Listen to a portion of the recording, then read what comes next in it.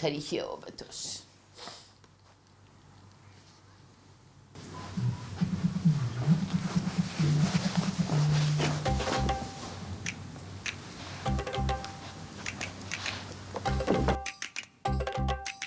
ئەلۆ باشی بەڵێ خوشکم کاک سعدی مەبێ بەو شۆ سعدیت بۆ چییە؟ وەڵا بۆ کارێکی خێرم ئەوێ سعدی بەڵێ وەرە کە ئیشم بێتە چی تەلەفۆنی من لەگە تۆ چ دەکاتەوە؟ وەڵا ئافرەتێکە تۆی دەوێ ئەوە چێیە تەپەتەپ دەکا کەوچکم پڕ لە خۆڵ دەکا دەی کەسما خارجی ئەو دەکەمە خارجی بلیزار خان گولی کوی وەزعت کووە حواڵت کووە باشی کاک سعدی گولی تو بۆ شەوی چیە تەلەفۆنت کردیا هەی ئاگرت پێکەوی ئەرێ وەڵڵا گولی ئەوە قسەم لەگە قارەمانی ئامۆزام کرد قارەمان هەر ڕەزیلە کاکە نییە دەرێت لە دەمز قالی زیاتری لێ ناکەم قارەمانێتی حاڵەتی تو ڕاوەستی قارەمانە بە تەباژنی بینی ئەو دەکاچی من ئەمە قسە لەگە قارەمانی دەکەم ئەگە پێم زیاد کرا چکات و داوای 25 مسقال زێرت کرد ئەکە خۆشتی کاکە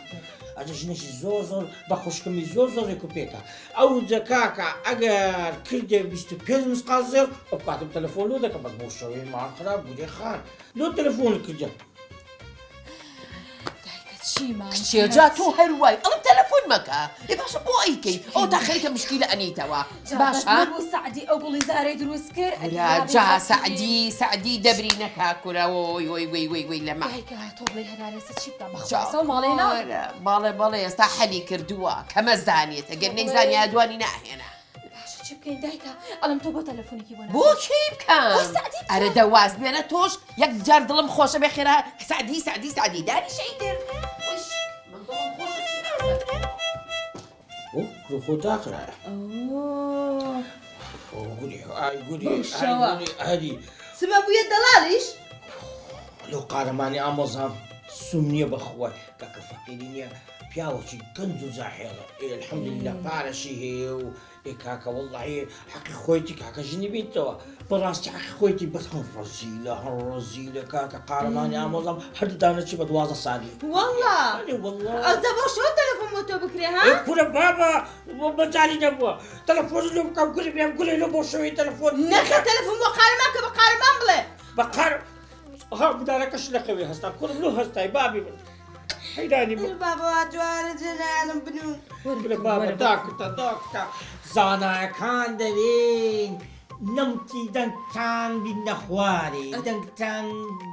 بابا دەبەر ئاسمانی دەغارە کارت هەی بە قوربانی ئەو وسپێبی ئارام جان بە قوربان بدا داوەڵە بابە زانینی ئەتو لەگە بەخراپی ئەتو لە گۆڕێ دەبرە بنو دەی کوڕم دێ بخەوە دەرکەکە پێوەدە باشە بخەوە ئەو کاتلو باوەڕ بەم ئێستا هیچ ناکەی تەلەفۆن بۆ قارەمان دەکەی بابە قارەمان وستیە کاچی بلۆ تێک بدەین من دیکەم ڕاوستە تەلەفۆنەکەی بدەم بکە خارجی تەلەفۆنەکەی لۆ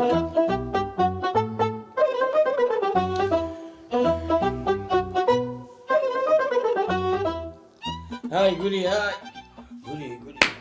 ولو هەڵناگری تزارم لو ناقري بابا قبل ما انا قارماني نيمة تزارم دوای نستي بابا حي بوازي لي بينا کاکم دەهام كل واز دهامي بينا عزيزك هو زانم ژن بەنیوەی شەوێ تەلەفۆن بۆ سعدی اخاك هو نبي نيا بس سعدي. مطرق ريش الدكم بەسە ها ئەوە ئەگەر بەو نیوەشەوە پیاوێک بە تەلەفۆنی بۆ من کردبێت و ئەو لێم خۆش دەبووی كل بابا بيعني چه حالته كل بابا نيا كل بابا قارمان نيا دمان ويش نشلو بين فقيده الوادك ودي سقرك هاتوا ئارام جان ولا بابا كنت كلا قولي بابا ويوا بابا لولي مناقر منو كنا كرم والله هذا جداك تقولي كنا دنيا مكبيري بالشرف مني او كنا كلا زواقنا يا او رجني مختار ده يقول بحق قوادي قرشي قرشني مزبط يعني قلت تعالوا اذا تعمل كلمه تنشي حنان بابا تقالتر لقلدك كوري من هيجني باشا نم قدر كاي جورك داخل ما يدري دي هستا وقصي خوشة داخل تكانيا بس برزي بس سعدي نقوم من دالة تيدقيني كنا تنشي بابا تنشي قولي هستا بابا شو مالك قرمة هذه شيء هستا تبا كنا والله هيدا سيب بس دوي دنيني شربيني نابي كذا بدرس دلبيني قارة ما نجحت ولا بدرس دلبيني هم مجاني ده الشيء ولا ما بشوفه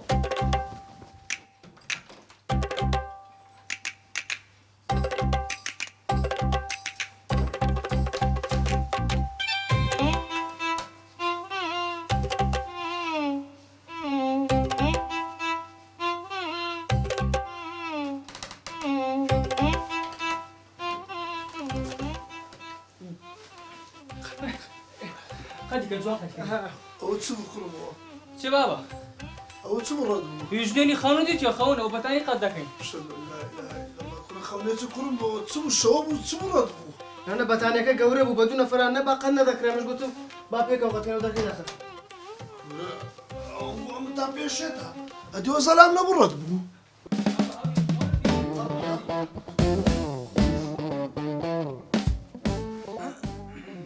بسم الله او تشوا بشر بيكر كاتشل او لو فيشتكان ما كريال بخراتي خرجت كجانا كنا او كنا بيكرت او لا بالي الرغبه دلن كر عراقي بديها سال بالي الرغبه او لا سال بالي الرغبه كاتشي لا ما كتيك شباب لي أو هرزان شو مكري وقلت أنا وهرزان أو نوع أنا لباندي ومكري كلوني سوام برد أزور كتشيوا كاكا كورا بيكر ويلي ما كمان كلو زلامة بيكرت كل ما زلوش يتمناكن أنا بيكر خم النبي نادر كذا تسمع خوالي كلا تامك شيء تبابا بخصشي ماما أم برادري وانا ما دقيقة يا ملماري ما قصد قصدك قلت مامي تصدق يفرموا أشرب عليه رب من يمو أو شو لولي يردبني وكاكتو معارضني عارضني بخواي ما نمي بس برياك وخشكك مي بس داكو باب نماينا أمش لقري أبو عازمات ميرا أو شيء كلهم راسهم بيبرين وبتانيا كل بتاعين نارم أو درم ها أو برادر ملا زراعي بيك ومطلبة شيء زيرو شيء بيعمل بيش بس كلهم راسهم بيبري أتوزدك يبنيو شو اللي معرفة بخواي ماما جان أو بيم قلت هر أويا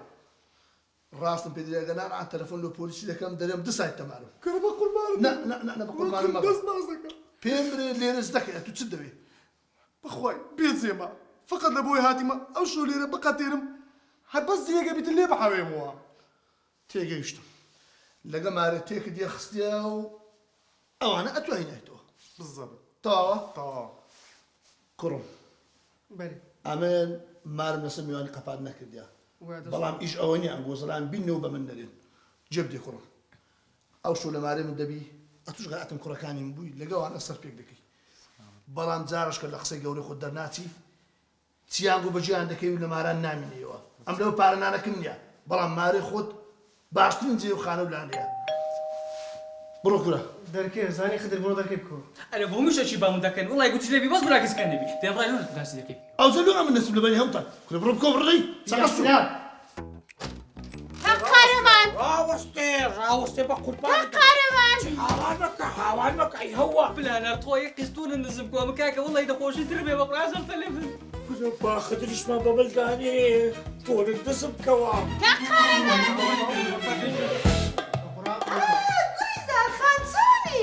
تونيزان شيء ولا قليزان بمليشكات قارمان قليزان عمل قليزان لا قرانينيا كل قليزاني وتشيلوتم ديتو إيه كان؟ بس تو مسخفني هيا كوخر لك تانية او مسقفني وشودرك تلفونك اتوش رزيلينيا وانا باش اشحب قال لو زياد بكر بايا ودي جواب ما بدابا وما نقول بايا نعم خويا لينيو قولوا زاني اللي باب المعرفة انا مش اليوم قبرناكم ما تدوش لي ديري لا تجي صداك بعدك بس كده بس انا برمي لبار المشكلة مو عائلة دروس كان لا أنا هذه مشكلة نوس وين قالما كل قالما ولا كده ولا دي راي بري أولي ارتستكي لسه انا ما ردك يا ما بيستو صوص عاد نقدر كلاين بخو عائلة فاشل انا برو هاي دهاني فاشل ولا المشكلة اللي قربا ينقوا عليكم ولا كاتش ولا برولا قالما بحياتي جنبو تنايمو كلوتي ابو شوي تلفوني كده كاكا مشكلة خذ حلقة كل اول له ديت والله ايش نشار زي بدنا هموش عارف شنو ده من تو إيه شنو انا تبكم كل بو بس ديكو قارما رزيلة بعزير زياد كرة بس دراما وتسيا وديسا ساعدي تدرس كرديا وينيا باورناكم قولي زال إيتونيا إيويا هو تشد البرودة تاعي تساكم بو كاكا وجاني منها نكي اما جني وني اوهد بصدق كاكا نقول مشكلة وعاد كان امش نغم نعرف باشا يكون مشكلة كولا تحني كدري وجني تو كاكا دور بيبلي كاكا بيبلي لبارتي بدانا بيكو دانش امز لوين اللي دانش تبون وتشي بيغنا هات لا سدو مسقالا كاي عاد تشش ما عندك وتشي قلت بدو مسقالي زاد كما اقرب زاد انت استاجنا نصر من زياد نافهم بابا رزيلي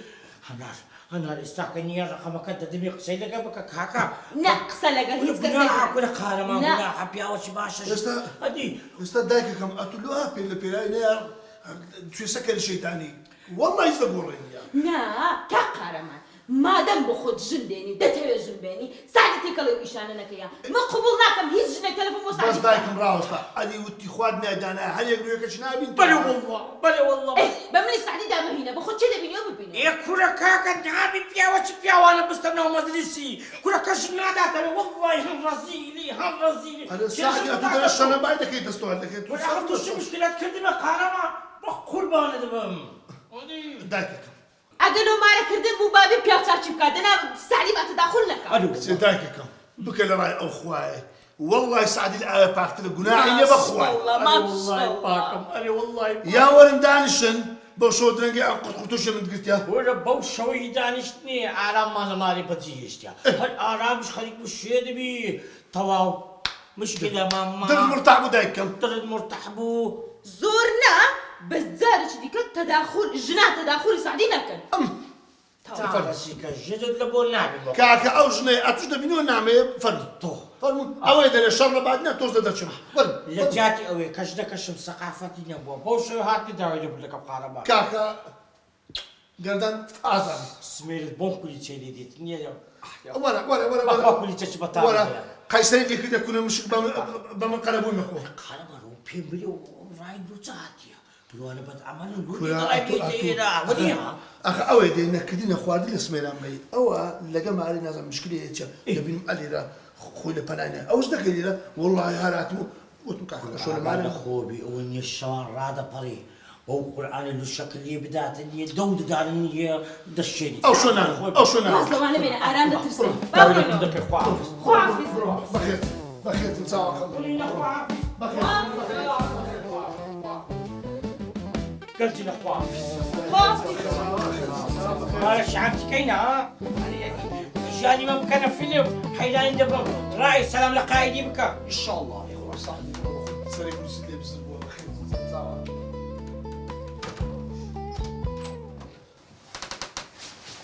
لا والله بس دي ديرت لا تشي صداك بعدك يتو ولا كرم سيا رايت بري بري ها هلا سيا بري اي بري دەزانی بە مەزەندەی من ئەو سعدیە ژنەشکەی هینە چاوی مووەم بوو مۆن غەرەتی وەڵاهی ڕاستم کوری هەموو خەتای ئەو هەنارەیە هەموو خەتای ئەو هەنارەیە دەزانی چ دەوەچیە تاکیدم ئەو بنە پیتۆرە بووتە سەبەبی ئەوەش کە شیرینی خوشکم وەختی خۆی تەراغدرا وڵای دەنا بە مەزەندەی من ئەو هەنارە هیچ مشکلێ نییە ئەو سعدیە ژۆچکە هینە لەبەرەوەی دەوڵەماندا ئینسانی فەقیرش هەیە هەتا ئێستا ژنێکی پێنایە کەچەوە دوژنی دوژن دەشبینی ئەتوژنی دێنی ئەتو ئەو داد فیغانە لێ چێ کوڕەکەم ئەیاوە چیە؟ ئەو جارە بەرامەت بیدا سەبری ڕەوی بە قوربانی بوو دێگۆ پیاوە بێزبەتن ئەو قسەکەی دەرچوو کورە کوڕەکەم والله وهانیە غەڵەت تێگەیشتی بە قورعان وڵی غەڵەتیمە ئەتەگەر باشم لۆ باو سعدی باشە بۆ سوایکردن لاکەوات تو چ فیلمکە فیلمدە بخۆ بۆ سەر پرچان کێ دەرێ شەوە لێ دای ئەدی بۆ خۆداری خوقیت و قۆزی چ عیبتە بەسە بەس کاکە بەسە دەکرد بۆ کوڕەکەم کرد بۆ کڕابوو لێگەر ئێستا ئەگە قسە کرد لۆ بەعسکەم وعد بە بابێ خۆت دەدێن کەس بەعز نەکەی دەبرێ بزانم چێنێ وعد وعد کورە بەعسکە زمان لە قورقورە دەردەینم دەیگاکە فیلمەکەی ڕاگرە بەسە کورە کوڕەکەم والله نەژنمینایە و نەبە تەمامە و نەقسەش من لێ کردیە کورە سعدی بەخۆی کردێ دوژن کورە هەر جارەچی دێ لێ ئاشکرابی دێ خۆ دێختەمارێ من دێتە دوکانێ هەر جارێکی بەنە ئەشلوی تەپز دەکەم ئەوەش یەک لە جارەکان بوو بەڕاستە بابەت ئەرێ بەخوای کوڕم ئاغام هیچ علم خەبەرە چینە ئەو مشکلی خۆی دێتە ناو مارێ ئەی ساختەچی سەعدی کورە بزانە پارە کو حکوم دەکا کوڕەکەم کەس کورەک بابا خەرگەچی ئێستا ژنی پێنایە لە وەزعی ئەو لە من دەچیت چێژ نادەینی کوڕم هەڵتەنجە خیمی خۆی لێ دێت ئەو کردێ دوژن کەیف خۆتی بەخوای من ئاگام لێ نییە بەخوای نە بەتەما بوومە نە بەعسم کردیە لەکنەوانە بەعس نەکەی کورە کورە برات دەوی لە بەزاری پەرترا بەزارە کو گەرمی تۆ تۆدا ئێستا ئەبێک ژەردی بەس دەبرێ بە قوربانی گۆڕی سەبری بوو بە قوربانی تو بم ئەوجە گۆڕە سەبرێ داکرد خۆزی ئەو مابێ ئەم توش ئەو ژێژێن دەبوو باشە ئەتخوا با بەڕاستە توشت نەینە بەخوای کاکە نەهینایەت بوو نە بە تەماشا ئەریۆ بابەت چ مشکلێتی؟ ئەتوازە بام بینە کورە تو عیب ناکەی کورە تو داناوەشی وەچی وە شڕێ دەکەی هەموو ڕۆژە شەڕەکە هەموو ڕۆژە مشکلە کورە دەعای بەداغە چوینەسە ئەو مێشکەی کورە کاکە خەتای من نییە خەتای قایدە فەندیە ئەمە دەمەوێت لەگەری پێک بێ بەزەو لەگە من ناحەوێتەوە کاکە ئێدە وەڵی ئەمە لەوێش دەمە سوور دەزانم خەتاکەی تووە ئەمن دەڕۆم چێوە دەچی ئەمن دەڕۆم چێوە دەچی یکاکە مسکاتی چێ پێم دەکەی بەس دیە بەس لە بەخاتری وێ ئەو ڕۆلەمانی گۆمایمەوە ئەوە لەم دەکەی کورە دانیشە کورە دانیشە لە دەی قڕ نەسە. بەسەر ئەمن نەبم چێ دەرکە لە بۆ دەکاتەوە ڕێز ڕایت بەرێ پرۆژەکەم هەیە دەمێ ئەو پرۆژێت تەطبیق بکەم ئێ پرۆژەی چێ ئاها بەخۆت دەزانی ئەمە تەڵەبەی زراعی بوونە بزەبت شادەدارین بزەبت هەتا ئێستاکە ئەمە لە وەزیفەی خۆمان ئیش ناکەین هەی. ئەمن دەمەوێ شتێکی بکەم شتێک نەکرابی میوەکە بۆ یەکەمین جا لە ڕۆژهەڵاتی ناوەڕاست بەرام دەندرێ کورەشتی واکو هەیە برا کورە کوونیە بەس تەمەشاکە بزان ئەو پرۆژەمە چەمیمە بەتمان مانگوی بچینم مانگۆ مانگۆ عادی کورە بیاقر تەپەشی دی کورە مانگۆ دەزای چ گەرمێش دێ مانگۆ بەس لە ئەفریقای دەڕوێتن کا کوردستان ڕۆژی لێ دەداتن دەزای چ گەرمێکی پێویستە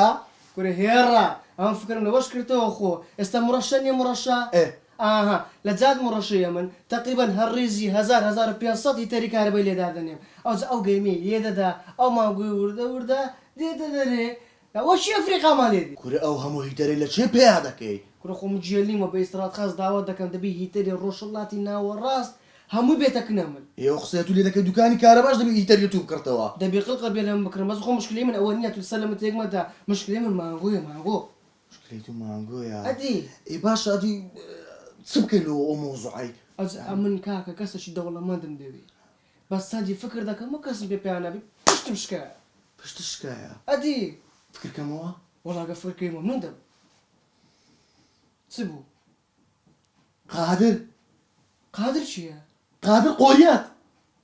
ئەوەی لە بازار دەسوڕێتەوە چاچەکە بزەبت ئەوجا ئەو غەریبە لە چی بوو فەقیرە کورە ئەمن دەیناسم جاری على جاریە جیرانی مەیە دوو خانی هەیە دوو خانی بری ئەمە چ دەکەین لۆ پرۆژەکەی چ دەکەی؟ ڕازی دەکەین خانێکی پێ دەفرۆشین دەست بە زراعەتەکەی دەکەین ئەوجا ئەوە کەچین بچینەکەنی کوتەی بگەینی لەم زوانە تێگەیشتی بەس دەزانێت چم لۆ بکە چی لۆ بکەم؟ عەلاگە ئەشیایەکەم دێ ئەو سێ سا ڕۆژەی لێرە دەبم وە بیکا کە هەشتاکەی خۆم پێ بگۆڕم خۆ وڵا زلم لە بۆ نابێگەی لەی بابم ايه بابت ايه بابت الطاقة من النبي على ذاك الأولينك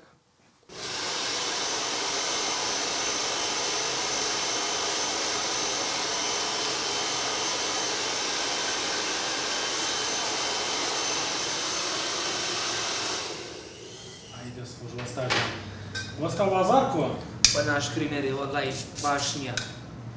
الحمد لله وستا انجليزي زانيتو اري والله قصي بدا كم باشا والله حتما نقري انجليزي بزانيتو اكيد من الكمبيوتر زاني كمبيوتر خردي لك نمت سي خردي $100 يعني لا انا قصدي ما هي اسانه والله اسان بيتونيا درجه ايش اللي بقول كو يعني ما كنتش اليوم يعني يساتو انجليزي لزاني بيست ما كسر شيء انجليزي بزاني شركه كم دائما زرينه شركتي كرا ها بيخمي ناقله سلاقي بيواني اوروبي انجليزي دي هم يعني وصليان هي ليه وردقري وصليان دي وبريان دكي كارمن دي خوتت هي داوي قاويبك داوي تايبك حرش تدويز لبودين مع شقيت سندا مع شكشي زور باشا $1000 اگر خود ترخان كي لبو يشكي دنيا ولوش زيادة كم كوري باق قربام لكل شمكو والله امن ممنون بسنه مجرد ويشش او هذا قريب بيخمبا دخم ناز نعمتي بزا تور انجليزي كتباج بيو بيخمبا طب كان جيبهم رقمك كتم دي دو هذا نيشني تفاصيلك تيدقين من طب ان شاء الله السلام عليكم. عليكم السلام. خير شلون حياتي باشا؟ خير اسمع. سالي باشا. كم خير. هو تشيك اللي والله ايش دكم لكم انا؟ لا شيء شكي. وصل سعدي. فرد واس دو يشبين زايتي. ايش جوان بوتا اما تردسيه نيا اما فيرد كم نيا باريش خالد دسكو حق نبي. كل دانشا خير دانشا. اما تساوم في بوتا ايش شكل تو؟ كل ازايتي ام شها مكز نازاني اما اواني كان زانا من امانه من فيرد كم نيا بارد دسكو اني اروي بو خالد بوخذها بدا مليونير كل النقبت خالد ناس ما خالد اسمه لندن إيه كل لندن شنو كل عبور ولا ما في عليك تو ولا نا انا خلاص تغلسناكم تغلسكن جيش كل ده تو درس جير ده تو بس ينبقى نا خارع اسمه وسط سعدي دري اشتغل سمكه كل واحد سعي سبن يعني كان في رقم نيا دعاء كيف يخوضها بدل خلط صوت الناس كل مشهوره بالنقبت فرستيك يسمى توبيكا اي كمان ناودمو او ناودمني بله هاتو وصف لي مين دبو؟ كل بدو في كارجيز او طوبه كده اما اخيته دمته باش دو قبغه او هذا او قال تيجي جيجا تيجي اما ياك اما تعرف بوس كل جاره اللي كيوتا ولا ولا سي ام دفتر جوانك سي امك سي ام دفترك جوان استعمل ورقه سبينيا بس هذا بو قلم الرسمي بكلاماني دي هاد اوبك هاد خد اوبك سيك شو برسبي كنا كده انا خد اوصل بخش كده ايش بخش هو مو بالاول كنا بيسربوا اول نما ولا وضع في كارك كازنا لي اوين نيكري بينالي على سوتونيا سبيا باشا احنا خد حركات يبقى على سوتوا راسو سبيا او يبقى لنا راسو من هنا تيجيشتي امدو كنا جارب وصل جارب الشوطه باشا سلكه استأمنيا أوصل نقي بطاط باشا بلا بنيشت أو بنيشتك باشا هذا بيخو ناخذ ها ناخذ كله أو يسوي بنيشتك نيا دبل ما مينيا نميني أو إنما أبغى في الكاركة شو أنا ورثك على رد دقمة ورا في الباص تخوسي بيجرك دوري يا ريشي بيبي سامبكا كورا باريس تدور يجير دوري بس جملة جيش ما بها ماشي أما استبطالة على رد دقمة أم دقمة أو برا بيشوا بنشتكى أكرته باشا أما الداقرة أو إنما تيجيشتي الحمد لله أخويا شكرا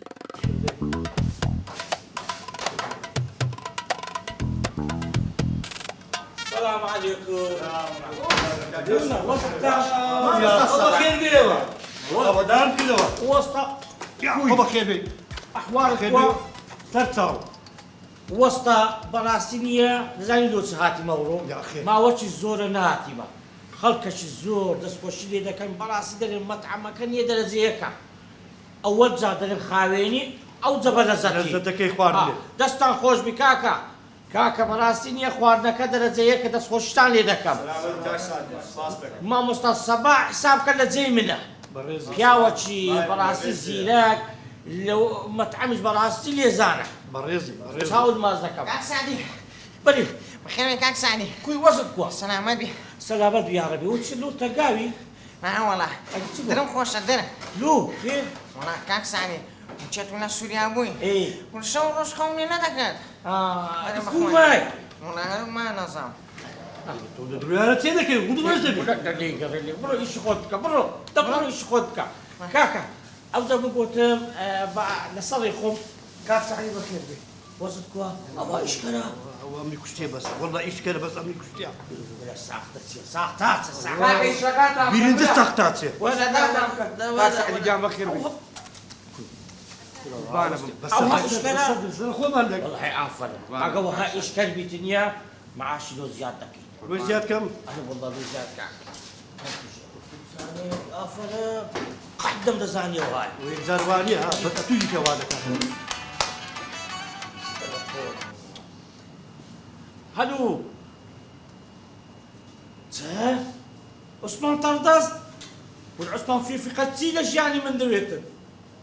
لدكاني يا كل ده يكك برو دريب كاتر أو بخمت كابراك لخالصات تو عالم علمي دينتو أو في قيد نايتو في قيد دينتو أزوانتي كي أهواكا برويك يعني أهواكا نايمين كاك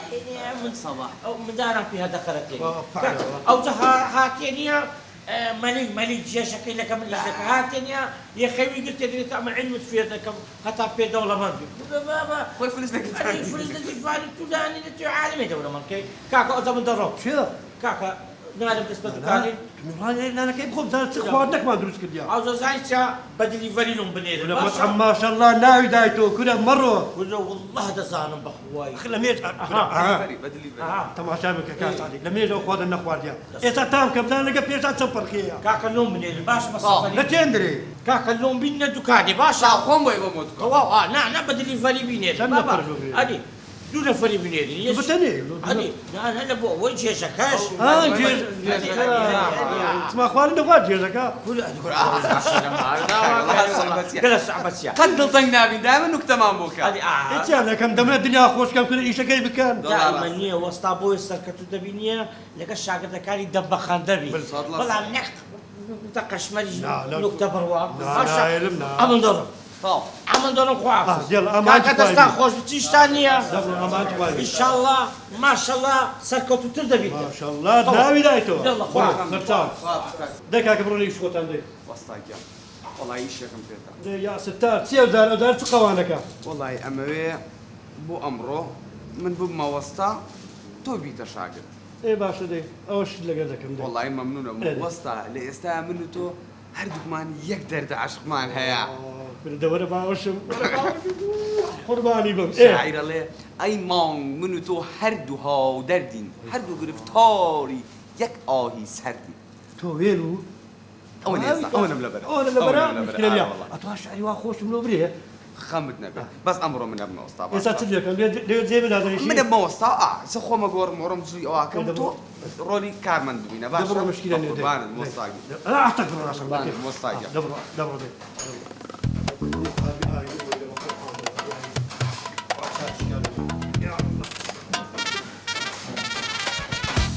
خۆشەویستەیە بەری هەموو بەت بەدەهێشتم زۆر خۆش دەکەدا بزان نییە فلێک تێرەکە دیە هەر خۆشەوی بڕۆ ناو باخچەوە نییە بڵێ ئەو دارە دیێ ئاوێکە بێتە گوڵ یەکسەر ڕاستیێ باشە ئەمە نییە بە خۆشەویستەکە بڵێ ئێستا گوڵەکە پێ بڵێ یا دووسێ ئەوەی پێشکەشکە باشە کورە خارێک تێستا بە قوتەگوری ئەڕازی نابێتن نا قوتەگوری ئەوەی یاریە یارە بەو یاریانە مەشهورە بی مەشهور عالە بەدناسی گێژە ئەوە نییە ئەوە فێرکارەکە چوە ئەماکەیتە ناو ئەوە باشە ئەمە نییە ئەلی یاک دووسێ ئاوەلێکی ئەبێتە گۆڵ تێگەیشتی السلام عليكم عليكم السلام خالع عثمان كوي ملك لاكو خليك السنة بابا واو إلى شويني تردستوش تعلنية بقول باندرم كل أوا آوي بس اللي بخواتنا قايل أخونا مني أو شارع سري دوش تعلن درنات يا أخي الشاقدي هي سودكينيا بابي تخاول باري خويا بتا مليونير كاك بابا بخارج يا أخي نزاني نية تو مليونيري كل ترسي قردار أنا تشيل درويز ما أنا داوي وازبينا كاك إلى شويني كسابتي وش تقول على شيء نقول كرم سعدي بري أو باب الواضح ليه